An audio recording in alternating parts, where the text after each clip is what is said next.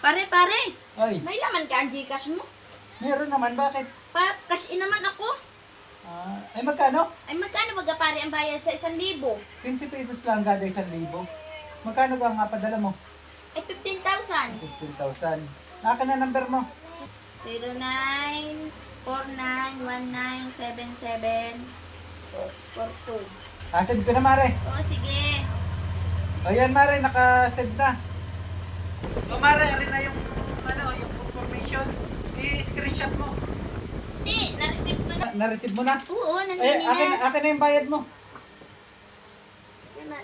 230 yan pare. Anong klase, Mare? Ba't ito ya 230? Di kaya ang sabi mo naman ay ang 1,000 ay 15. Ay, ba't ako'y dayain mo pa? Ay, oo nga. Ang 1,000 ay 15. Kwentahin mo dyan sa cellphone mo.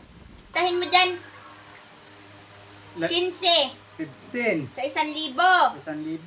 O ay 15,000 ang aking kinash in. O i-times mo sa 15. Times 15. O magkano? 225, Mare. O ilan ang binigay ko sa iyo? 230. O tingnan mo, may sukli pa ako sa iyo ng 5 piso. Ay, ano ka na, Mare?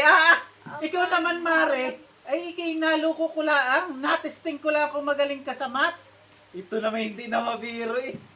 Ay, 5 piso. Ay, dyan na. Gugulangan mo pa ako.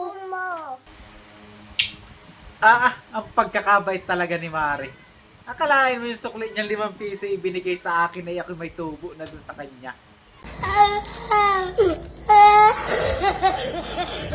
What?